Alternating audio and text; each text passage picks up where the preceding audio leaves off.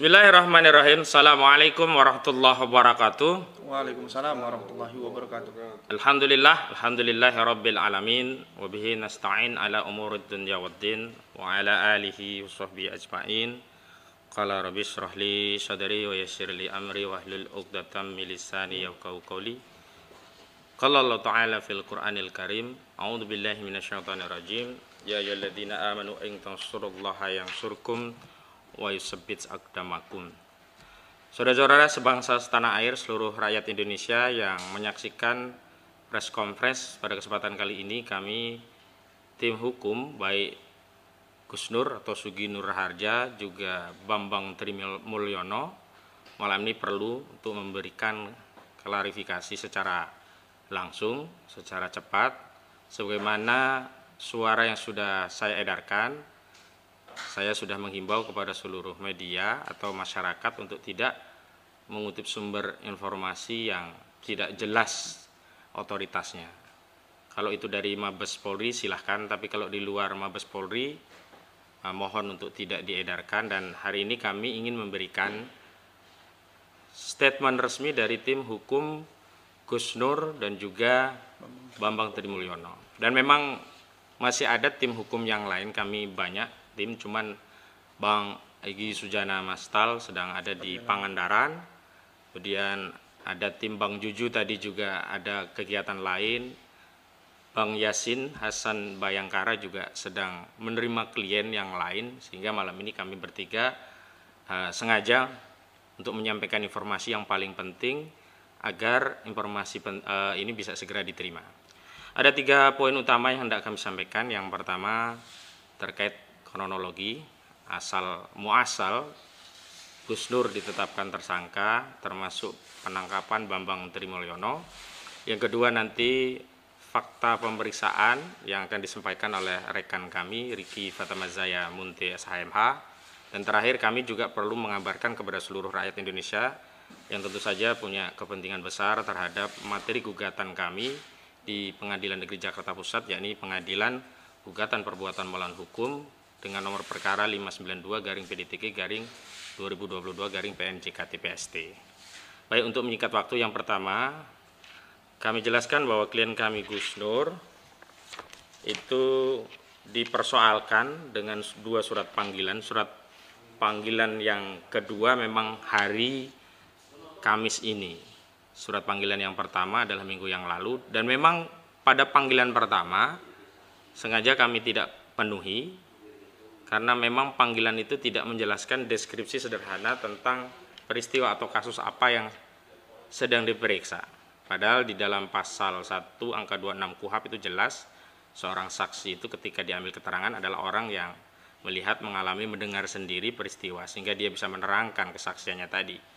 Karena peristiwanya belum ada, saat itu rekan kami Riki Fatamazaya datang ke Mabes Polri meminta klarifikasi untuk menjelaskan peristiwa apa yang sedang disidik oleh Direktorat Tindak Pidana Cyber Barreskrim Mabes Polri, sehingga paling tidak klien kami Gus Nur bisa menjelaskan dan bisa mempersiapkan bukti atau dokumen yang terkait, karena pemeriksaan saksi itu juga biasanya dengan perintah untuk membawa dokumen jika ada yang berkaitan dengan materi pemeriksaan.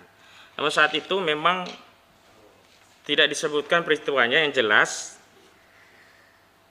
ada satu dugaan, di sini bahasanya dugaan keras tindak pidana setiap orang dengan sengaja dan tanpa hak menyebarkan informasi yang ditujukan untuk menimbulkan rasa kebencian atau permusuhan individu dan atau kelompok masyarakat tertentu berdasarkan atas suku, agama, ras, dan antar golongan, SARA, dan atau dengan sengaja di muka umum mengeluarkan perasaan atau melakukan perbuatan yang pada pokoknya bersifat permusuhan, penyalahgunaan atau penodaan terhadap suatu agama yang dianut di Indonesia, dan atau barang siapa dengan menyiarkan berita atau pemberitaan bohong dengan sengaja menerbitkan keonaran di kalangan rakyat, dan atau barang siapa menyiarkan suatu berita atau mengeluarkan pemberitahuan yang dapat menerbitkan keonaran di kalangan rakyat sedangkan ia patut dapat menyangka bahwa berita atau pemberitaan itu adalah bohong, dan atau barang siapa menyiarkan kabar yang tidak pasti atau kabar yang berlebihan atau yang tidak lengkap sedangkan ia mengerti setidak-tidaknya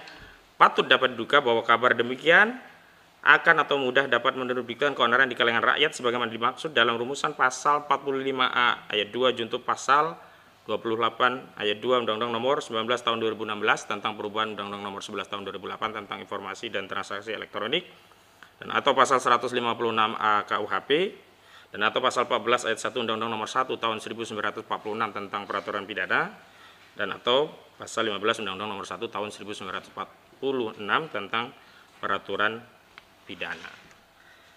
Nah, di sini tidak dijelaskan peristiwanya, tetapi tadi dalam materi pemeriksaan ternyata materinya adalah berkaitan dengan video di akun channel Gus Nur 13 yang itu merupakan milik klien kami Gus Nur, di mana sekira 10 atau 11 hari yang lalu sudah diupload materi video konten berkaitan mubahalah ya, mubahalah Gus Nur dengan saudara Bambang Tri yang juga klien kami pada perkara perdata.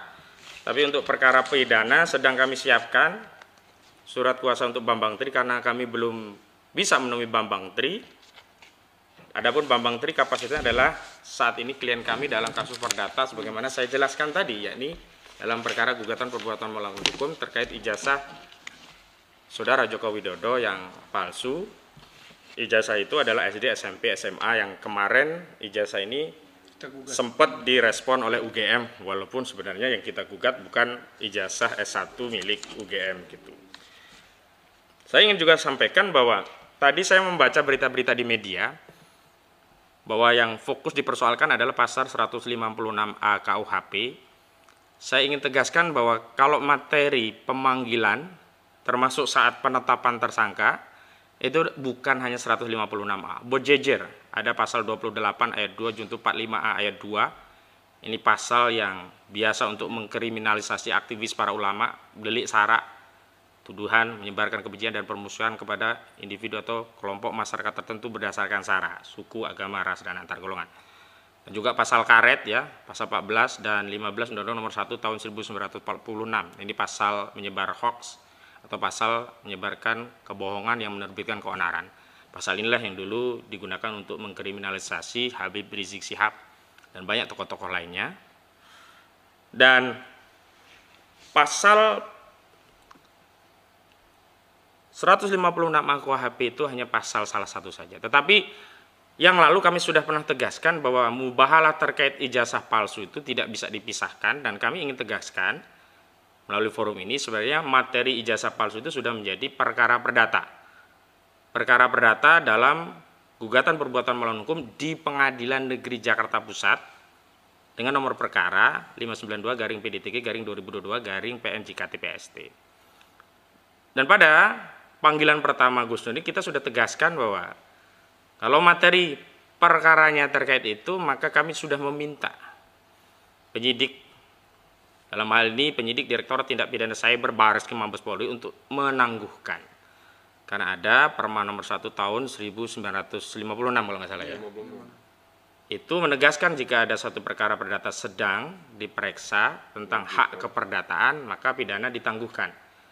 Hak keperdataan itu bukan hanya kepemilikan, tapi juga hak atas ijazah gitu. Apakah orang yang memiliki ijazah itu memiliki hak? Apakah ijazah itu asli atau palsu? Dan soal kepemilikan hak atas ijazah itu sedang digugat di Pengadilan Negeri Jakarta Pusat, dan panggilan pertama adalah hari Selasa 18 Oktober tahun 2022. Maka menjadi aneh, kenapa? Karena kasus ini dipaksakan padahal sedang ada perkara perdata mengenai ijazah palsu. Benar bahwa di sana ada metode pengungkapan kebenaran yang diyakini oleh klien kami Gus Nur itu dengan metode mubahalah. Tetapi mubahalah itu tidak bisa dipisahkan dengan konten mubahalahnya. Konten mubahalahnya adalah soal ijazah palsu saudara Jokowi, di mana klien kami yang lain dalam perkara perdata yakni saudara Bambang Tri Mulyono berani disumpah di bawah Al-Quran menyatakan bahwa jika pernyataan atau apa yang dia tulis dalam bukunya, buku Jokowi Undercover 2 itu salah, dia siap untuk dilaknat. Itu untuk memberikan keyakinan bahwa apa yang dia tulis itu adalah benar. Dan klien kami Gus Nur ini memang sering menggunakan metode mubahalah untuk mendapatkan keyakinan terhadap kebenaran, dan bahkan agar keyakinan itu bisa memberikan keyakinan secara sempurna. Dengan apa? Dengan ikrar yang sifatnya isbat dan nafi. Mengisbatkan satu bencana kepada orang yang mengucapkan mubahalah dan menafikan kemaslahatan bagi orang yang mengucapkan mubahalah. Ini biasa dilakukan oleh orang yang memang ingin mendapatkan keyakinan. Ada beberapa metode, ada mubahalah, ada juga dengan qasam atau sumpah, tergantung. Dan sebenarnya hal-hal seperti ini kalau nanti, nah ini faktanya memang jadi materi pemeriksaan dan dipersoalkan dengan pasal 156A KUHP, maka kami akan lihat ahli agama mana yang dipakai, yang berani mengatakan metode mubahalah itu bagian dari penodaan agama. Dan ahli agama ini tidak bisa dari orang-orang umum, dia harus berasal dari institusi yang memang punya otoritas untuk menyampaikan pandangan-pandangan keagamaan secara resmi. Kalau Islam tentu harus dari Majelis Ulama Indonesia. Saya tidak yakin, kami tidak yakin kalau penyidik berani menetapkan tersangka dengan pasal 156A KUHP itu sudah punya fatwa dari MUI sebagaimana dulu kasus Ahok. Kasus Ahok itu kalau tidak ada fatwa dari Majelis Ulama Indonesia tidak akan jalan. Dan hari ini kami sedang menunggu siapa orang yang berani membuat fatwa bahwa metode mubahalah itu bagian dari penodaan agama. Atau jangan-jangan justru yang membuat fatwa itu justru sedang akan menodai agama. Ini kami sedang mempersiapkan tuntutan balik kepada siapapun yang berani menjadi ahli memberikan keterangan bahwa mubahalah itu bagian dari penodaan agama. Ini sebaliknya ini. Ini berbahaya sekali. Memang kami juga perlu tegaskan bahwa metode mubahalah itu tidak muktabar atau tidak dikenal dalam konteks tidak diakui oleh seluruh kaum muslimin. Ada yang mengambil, ada yang tidak. Artinya ini istiadiyah. Sebagaimana kunut tidak kunut, ada yang kunut meyakini, ada yang tidak, itu biasa saja. Tetapi kalau ini ditarik sebagai materi penodaan agama, maka kami nanti akan mempersoalkan siapa ulama, dari organisasi mana ulama yang berani mengatakan mubahalah Gus Nur itu adalah bagian dari penodaan agama. Dan kami akan kesampingkan seluruh keterangan ahli dalam konteks untuk memenuhi unsur penodaan agama dalam hal ini agama Islam, kalau itu dikeluarkan bukan oleh Majelis Ulama Indonesia, karena MUI adalah representasi para ulama yang ada di Indonesia. Kalau itu hanya ulama DKM masjid, ulama kampung, ulama apapun, kalau dia bukan anggota MUI dan bukan diberi surat tugas secara resmi dari Majelis Ulama Indonesia, maka tidak memiliki kewenangan otoritas untuk menyampaikan pandangan-pandangan keagamaan berkaitan dengan konten yang ada pada akun YouTube klien kami. Kami perlu sampaikan bahwa kami menduga kuat apa yang dialami klien kami baik Bambang Tri maupun Gus Nur ini tidak lepas dari ikhtiar keduanya untuk mencoba menegakkan kebenaran dan mencari keadilan. Kebenaran tentang apa? Tentang kesahihan ijazah dari saudara Joko Widodo.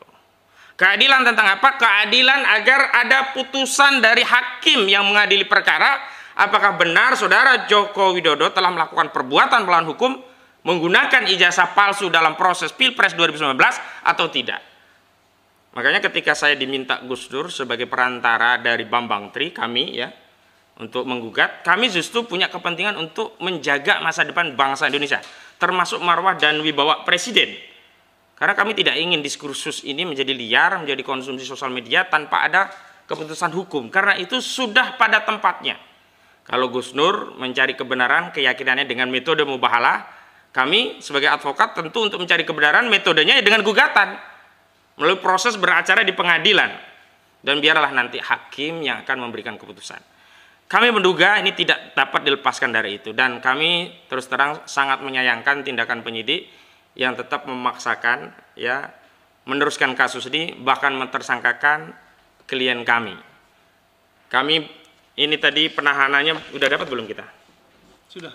Nah, kami juga sudah dapat bahwa klien kami juga ditahan. Nanti rinciannya rekan Diki Fatamazaya. Yang kedua, saya ingin ceritakan tentang kasus Bambang Tri Mulyono. Tadi sekira pukul 16 lewat 15 menitan, nah saya ditelepon oleh klien saya, klien kami Bambang Tri di Hotel Sofyan, dijemput oleh anggota dari penyidik Direktorat Tindak Pidana Cyber Barreskrim Mabes Polri. Saya sudah telepon penyidiknya, Saya tanya benar dari Barreskrim Mabes Polri, dan memang tadi mempersilahkan kami untuk datang ke gedung Direktorat Tindak Pidana Cyber Barreskrim Mabes Polri. Lantai berapa? 13 atau 15? 15 ya. Dan saya ingin tegaskan memang klien kami nomaden, dia bersilaturahmi ke banyak tokoh untuk menjelaskan pandangannya, dan karena menjelang sidang Selasa besok memang saya meminta klien itu tidak jauh-jauh dari Jakarta. Maka diantaranya dia juga menginap di Hotel Sofian. Karena ini kan hari Kamis, Jumat, Sabtu, Minggu, Senin, Selasa. Biar tidak jauh-jauh, biar nanti hari Selasa bisa sidang dan bisa ketemu Bapak Presiden Joko Widodo. Untuk apa? Untuk yang memenuhi panggilan dari sidang Majelis Hakim Pengadilan Negeri Jakarta Pusat.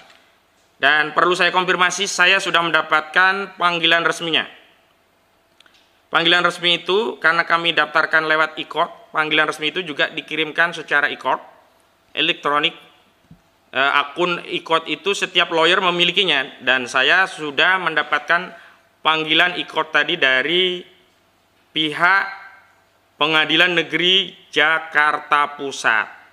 Dan sebagaimana dirilis media juga sudah ada agenda pemanggilan kasus 592 PDTG. Ini bisa di zoom nggak ini rekan-rekan? Ada di sini. Udah kelihatan belum? Coba ini zoom. Ini panggilannya sudah resmi. Nah, mau dilihat. Panggilan resmi tanggal 18 Oktober 2022 hari Selasa jam 9.40. Ya. Kami sengaja menyampaikan ini untuk menyampaikan fakta bahwa memang perkara sudah terdaftar, nomornya sudah ada, dan panggilan harinya sudah ada. Sebagaimana kami juga sudah jelaskan, ini bukan gugatan dari orang yang tidak waras. Sebab orang yang dalam pengampuan, orang yang tidak cakap hukum, itu tidak bisa mengajukan gugatan dan tidak akan diterima. Dia tidak bisa tekan kuasa. Tapi kasus klien kami Bambang Trimulyono ini sudah menaikkan kuasa, sudah kami wakili untuk menggugat, dan sudah diterima oleh Pengadilan Negeri Jakarta Pusat. Kenapa kami ambil gugatan? Karena ini masalah yang penting, bukan sebagaimana disampaikan oleh Saudara Dini Purwono, ini gugatan ngeprank. Bukan, ini penting sekali. Karena isunya isu yang sangat berkaitan dengan legalitas seorang presiden, dan kami justru ingin membersihkan presiden dari praduga ijazahnya palsu melalui apa? Melalui proses hukum. Kalau nanti hakim menyatakan menolak, berarti presiden bisa bersih. Dan kami minta klien kami ini tidak boleh lagi bicara di sosial media kalau nanti sudah ada putusan. Karena memang sudah ada ketentuan dari pengadilan keputusannya asli atau tidak. Tapi karena ini meyakinkan bagi klien kami bahwa dia meyakini ijazahnya palsu, dan seluruh bukti-bukti itu banyak beredar berserak di tengah masyarakat, bahkan masyarakat juga banyak mendiskusikan itu, kami tidak ingin diskursus itu menjadi liar, beredar di tengah masyarakat tanpa kejelasan, maka kami bawa agar ada kepastian hukum melalui gugatan ini. Ini niat mulia kami itu. Kami ingin masa depan bangsa kita itu punya kepastian hukum, kebenaran itu bisa teruji. Tentu secara hukum ujian untuk menguji kebenaran itu melalui peradilan. Di sana nanti ada proses pembuktian dalam persidangan. Saya ingin tegaskan bahwa kasus ini dengan ditangkapnya Saudara Bambang Trimulyono tidak gugur. Tetapi terus terang, tindakan Barreskrim Mabes Polri yang menangkap klien kami ini akan menghambat proses gugatan perdata kami. Di antaranya apa? Di antaranya ketika hadir dalam panggilan pertama, klien kami terpaksa tidak bisa hadir karena ditahan. Akhirnya hanya bisa diwakili oleh kami. Dan nanti pada proses mediasi itu harusnya prinsipal yang datang.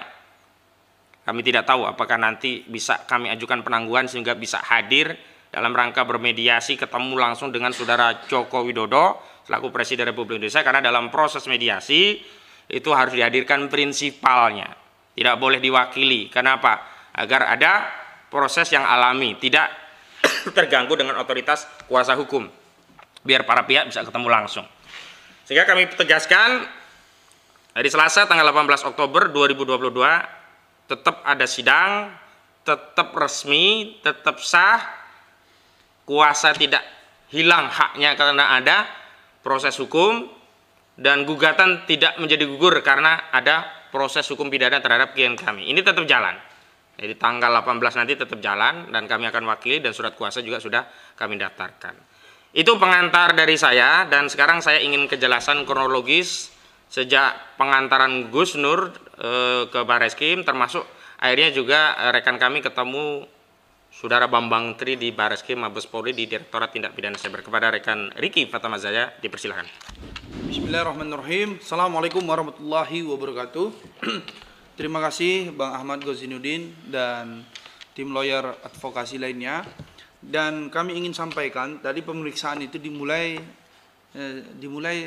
kira-kira jam 11 pagi itu, dan tadi selesainya kira-kira jam 11 malam gitu ya, sampai berita ini digulirkan. Memang kita juga melihat banyak berita-berita yang beredar, tetapi pada prinsipnya kami di dalam pemeriksaan oleh penyidik itu tadi sudah kita juga menjelaskan bahwasanya kalau toh ini tetap di BAP, apalagi klien kami ditetapkan sebagai tersangka dan langsung dibuat di situ surat penangkapan begitu ya, dan juga ketika sudah tadi awalnya diperiksa sebagai saksi naik statusnya menjadi tersangka, maka tadi pun itu sudah diperiksa di BAP sebagai tersangka begitu. Nah, tinggal menunggu proses selanjutnya. Dan kami juga tadi menjelaskan, baik tadi yang dikenalkan ke kita itu adalah Kasubdit Cybernya, ada juga Kanitnya, bahwasanya saya tetap menerangkan kepada mereka bahwasanya bagaimana ceritanya Pak Penyidik, Bapak Polisi yang hari ini memeriksa klien kami, kalau yang dipersoalkan itu adalah undang-undang ITE-nya menyebabkan keonaran, onar yang mana? Gitu.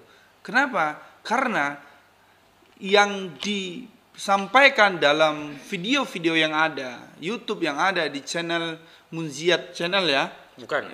Akun Gus Nur 13. Akun Gus Nur 13 ini Official. Ini ofisialnya itu kan memberitakan terkait dugaan ijazah palsu yakni Presiden Joko Widodo. Yang mana pada pokoknya hari ini itu sudah dilayangkan gugatan di Pengadilan Negeri Jakarta Pusat dan sudah terdaftar dan juga sudah dijadwalkan hari Selasa tanggal 18 Oktober 2022 itu akan disidangkan perdana. Mengapa ini tetap dilanjutkan? Kalau yang dipersoalkan itu adalah perkara dugaan ijazah palsu Presiden Joko Widodo. Tapi kalau yang dipersoalkan itu adalah undang-undang penistaan agama gitu ya, 156 AKUHP, itu berarti terkait video ada mubahalahnya. Saya bertanya, mubahalah ini ada di dalam hukum Islam dan ini adalah syariat Islam untuk menunjukkan kebenaran, mana yang benar, mana yang berbohong gitu ya. Siapa yang zalim, siapa yang benar begitu loh. Tetapi tetap saja penyidik mengatakan bahwasanya mereka juga sudah memeriksa ahli, walaupun tidak didetailkan ahlinya dari mana saja begitu.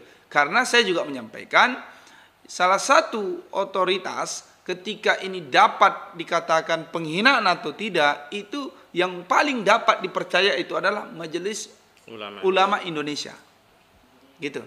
Tetapi tetap saja dengan alasan bahwasanya ini sudah ada pemeriksaan oleh saksi-saksi yang lain, ahli yang lain, maka dengan gelar perkara oleh para penyidik kata mereka itu waktu saat itu tadi malam ini itu sudah ditetapkan Gus Nur sebagai tersangka.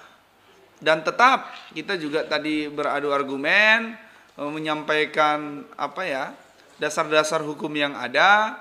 Kita juga menyampaikan ketika ini sudah ada dasarnya menurut Perma ya Bang, Perma nomor 1 tahun 1996. Pasal 145 ya, 145 HIR itu bahwasanya ketika ada kalau yang Perma nomor pasal 1 nomor 1 tahun 1956. Iya, itu maksud saya. Itu kan mestinya itu diundur dulu gitu loh.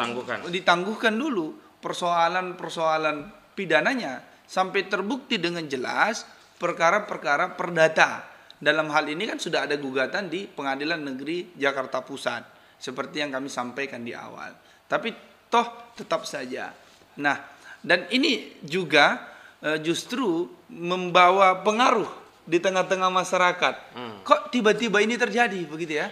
Tiba-tiba terjadi, mestinya Pak Presiden Joko Widodo tinggal datang saja, KPU tinggal datang saja, Kemendikbud, Dikti tinggal datang saja ke Pengadilan Negeri Jakarta Pusat untuk menjawab hal-hal yang dipertanyakan oleh masyarakat, dan dalam hal ini klien kami.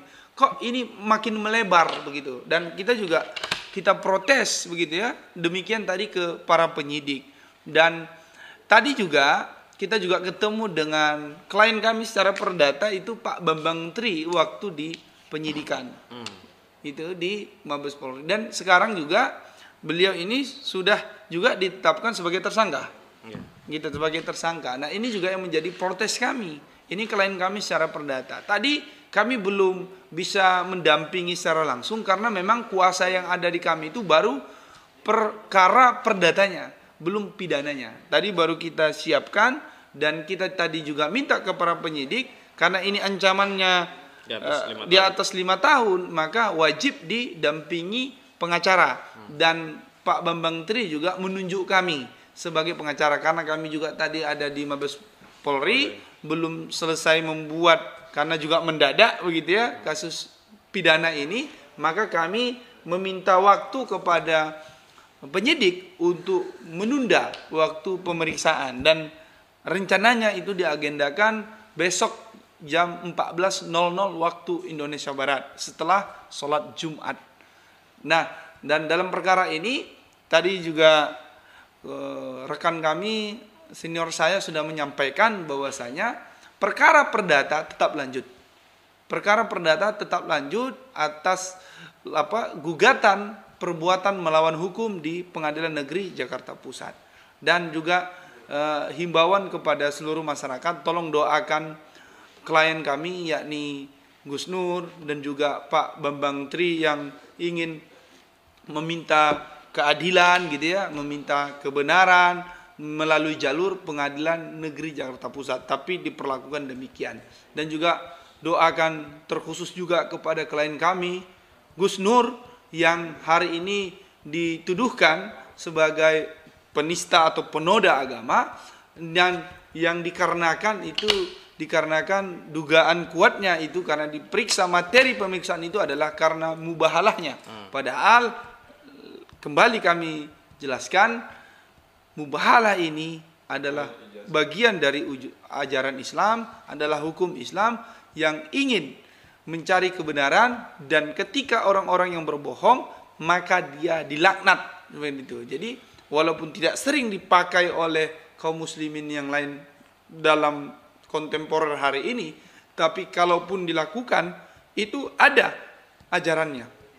Tetapi kalau sampai dikatakan sebagai penodaan agama, penistaan agama, ini yang menjadi tanda tanya di tengah-tengah masyarakat, mengapa ini terjadi.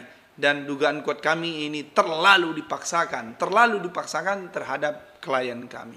Itu saja mungkin Bang yang ingin saya sampaikan. Saya juga ingin sampaikan bahwa malam ini saya tadi juga ditelepon oleh putra Gus Nur Munjiat di Malang. Rumah Gus Nur di Malang didatangi oleh penyidik dari Direktorat Tindak Pidana Cyber Barreskrim Mabes Polri untuk melakukan penyitaan kepada sejumlah barang bukti. Awalnya tadi saya meminta agar difotokan suratnya, agar saya pastikan apakah ini benar, ada surat tugas dan sebagainya. Tapi penyidik menolak. Saya bilang kepada Munjiat tadi, jangan kasih akses masuk. Karena kita tidak tahu siapa yang datang. Jangan-jangan bukan polisi. Jangan-jangan seperti kasus KM50. Bukan polisi kan kita takut. Nanti jangan-jangan rampok dan sebagainya. Saya minta tidak diberi izin masuk rumah, dan kalau masuk rumah itu perbuatan melawan hukum. Tapi rupanya beberapa waktu kemudian penyidik memberikan izin dan memfoto surat tugas, dan sudah saya baca. Jadi ada 2 peristiwa sekaligus. Jadi di Jakarta diperiksa, di Malang itu penyidik mengambil sejumlah barang bukti untuk disita. Barang bukti itu berkaitan dengan peralatan podcast Gus Nur. Ada lampu lah. lampu, ada mic, ada kayak gini, podcast. ya alat-alat untuk podcast lah. Saya dikasih lihat foto kursinya juga. Apakah itu juga akan disita saya tidak tahu. Tapi yang jelas itu difoto karena sampai hari ini saya belum dapat salinan penyitaan barang bukti. Al-Quran juga tadi ditanya. Saya tidak tahu, tapi yang jelas tadi kita sudah ingatkan kepada Munjiat untuk memastikan catatan penyitaan itu sesuai dengan barang bukti yang diambil. Iya. Dan ini laptop klien kami masih ada pada kami. Tadi juga sudah diminta ya sebagai barang bukti. Besok kita kirimkan barang bukti karena kita pada prinsipnya kooperatif dari sisi proses penegakan hukum. Tetapi kami sangat sayangkan kenapa proses ini dipaksakan karena materi muatannya tidak bisa dilepaskan dengan gugatan ijazah palsu Saudara Joko Widodo. Mungkin ada yang bertanya-tanya kenapa saya menggunakan nomenklatur ijazah palsu bukan diduga ijazah palsu. Ingat sekali lagi ini gugatan perdata, bukan proses laporan pidana. Kalau pidana kita harus menggunakan nomenklatur diduga. Kalau perdata ya harus tegas. Gugatan Wan prestasi apa? Dia punya utang. Gugatan hutang. Masa gugatan diduga utang? Ya kalau masih diduga-duga jangan digugat, ngapain gitu ya. Kalau gugatan perdata harus tegas. Gugatan perbuatan melawan hukum apa? Dia menyerobot tanah saya. Nah, menyerobot tanah dalam pengertian menempati itu kan perbuatan melawan hukum. Jangan apa? Dia diduga menempati tanah saya. Perdata kok nggak tegas? Perdata harus tegas. Kenapa saya berulang kali menyatakan ini gugatan perbuatan hukum atas ijazah palsu? Karena ini perdata. Soal nanti ini PMH ini apakah diterima atau tidak itu urusan pengadilan. Memang kalau kami memproses ijazah ini dengan laporan polisi, tentu statement kami bukan ijazah palsu tapi ijazah yang diduga palsu. Kita tegaskan dulu, nah nanti PMH ini apakah dikabulkan atau tidak itu kewenangan majelis hakim. Dan saya kira kita semua harus menghormati proses hukum dan apa yang sebenarnya kita tempuh, yang ditempuh oleh Saudara Bambang Tri ini adalah jalan keluar untuk mengakhiri polemik soal ijazah palsu ini. Kita tentu tidak ingin memiliki seorang presiden dengan menyandang label memiliki ijazah palsu. Tentu kita ingin bersihkan marwah presiden. Tapi cara membersihkannya seperti apa? Tidak bisa hanya dengan statement misalkan dari rektor, press conference, atau menampilkan video saat wisuda, atau napak tilas masalah. Tidak, harus masuk ke proses hukum sehingga menjadi tegas. Setelah jadi putusan sehingga tidak ada lagi dasar untuk orang melakukan tindakan-tindakan itu lagi. Nah, sebenarnya kan ini membantu. Kalau ini sudah ada putusan yang sifatnya inkrah, selesai urusan ini.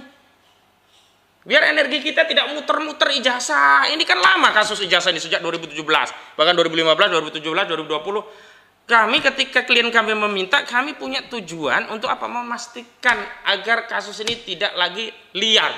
Sudah dikanalisasi melalui pengadilan dan nanti akan ada keputusan.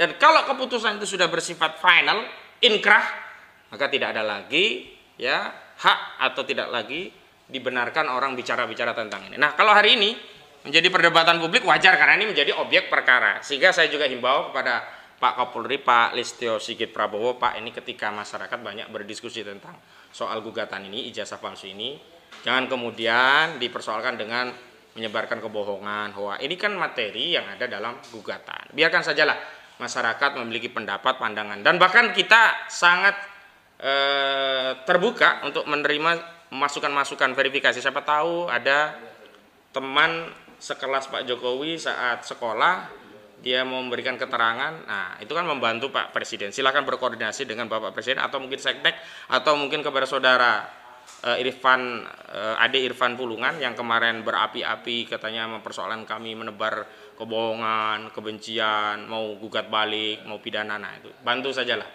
Ade Irfan Pulungan untuk memberikan keterangan agar bisa menguatkan posisi tergugat saat ini Presiden Joko Widodo. Kami sendiri tentu akan mencari bukti-bukti yang bisa menguatkan klien kami Saudara Bambang Tri yang hari ini karena perjuangannya untuk mengungkap kasus ini akhirnya terkena kasus pidana. Baik, itu saja. Ada yang mau ditambahkan? Ya, paling tadi materinya itu sekitar ada 40 sampai 50 pertanyaan. Yang poinnya itu memang seputaran mubahalah dan seputaran ijazah palsu Presiden Jokowi yang sedang digugat di Pengadilan Negeri Jakarta Pusat. Jadi sekitaran itu saja. Jadi kalau ada pemberitaan itu yang di luar dari situ sebenarnya materinya itu agar juga jangan liar. Tetapi juga tadi di beberapa beragam berita gitu ya, ini terkait apa sebenarnya ya? Ya kalau penistaan itu tetap berputar terkait yang mubahalahnya gitulah.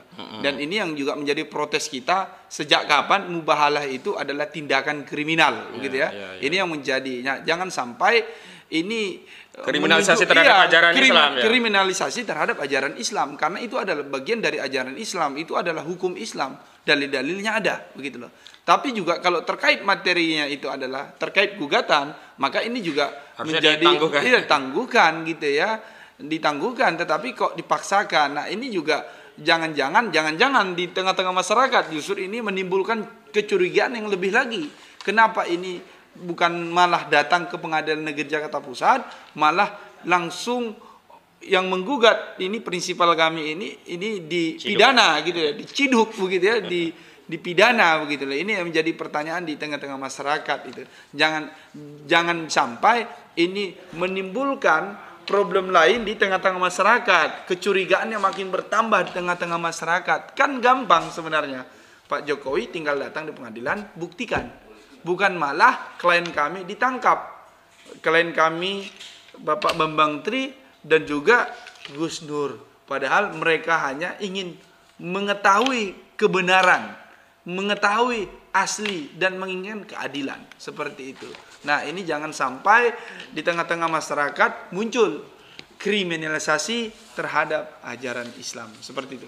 Baik, terakhir sebelum saya tutup, ini saya nggak tahu kayak persoalan besar ya, klien kami itu orang apa sih, hanya warga negara yang ingin menyampaikan pendapat melalui channel, dan di dalam pendapat itu ada mengamalkan ibadah ya dengan bentuk muamalah, tapi diperiksa, dan ini ada surat perintah penangkapannya, ada surat ketetapan jadi tersangkanya, kemudian ada ini pemberitahuan kepada keluarga ini, berita penangkapan. Dan luar biasa, ini ditetapkan ada 45 penyidik. Saya bacakan saja, ada Imam Sahrawi SH, ini pangkatnya Kompol. Ada Renrat Hutagaul SIK, ini Kombes. Ada Dani Kustoni SH SIKM Hum, Kombes. Yulmal Trihimawan SIK MSI Kombes, Alfis Suhaili SIK MSI Kombes, Rizkia A Prakoso SH SIK Kombes, Edward Pardede SIK MH Kombes, Rumi Untari SIK MH AKBP, Safi'i Nasikin SH SIK MH AKBP, Langgeng Utomo SH MH Kompol, Andri Handoko SIK MH Kompol, Ibtu Bayupati SIK MH Kompol, Totok Budi Sanjo SIK Kompol, Audi Josios Eskom SIK MTMSI Kompol, Nugrahadi Esos SIK MTMSI Kompol, Jeffrey Brampe Eskom SIK Kompol, Elias Munte, sama ini barangkali sama ini Munte juga ini, Elias Munte SH AKP, Ajun Komisaris Polisi ya, Sandi Karisma ST AKP, Atang Setiawan itu, Asti Setiawati SH itu, Bambang Iriawan SHMH itu, Bambang Haryanto Siregar STMM IBDA, Rinoto Adi Prasojo Eskom IBDA, Roni Adrian SH IBDA, M Yusuf SH IBDA, Faruki Naulufar SH IBDA, Uluan Marojahan SH IBDA, Langlang Prawira Eskom UCA IBDA, Ari Rahman Kurniawan Estra IBDA, William Madave Hamonangan SSTRK IBDA, kemudian Winarno Bribka, Resa Mesedali SH Bribkol, Wahyu Sandika Brigpol, Deni Iskandar SH Brigpol, Sali Sarmelia Aziz SH Brigadir, KD Ayu Dwi Lestari SH Bribtu, Khoirotun Nisa Bribtu, Tubagus Muhammad SH Bribtu, Syari Afriani Bribtu, Satrio Bimo Rekso Sanjoyopi Bribtu, Ninyoman Ayu Kinari SH Bribtu, Ahmad Arif Bribtu, Riko Abdi Pribadi Bribda, ke-44 Maulana Mubaratol Haj Bribda, dan 45 Sandri Alam Ramadana, 45 penyidik Bribda. Sebenarnya banyak penyidik ini menurut kami sih lebih bermanfaat kalau untuk mengungkap tragedi Kanjuruhan.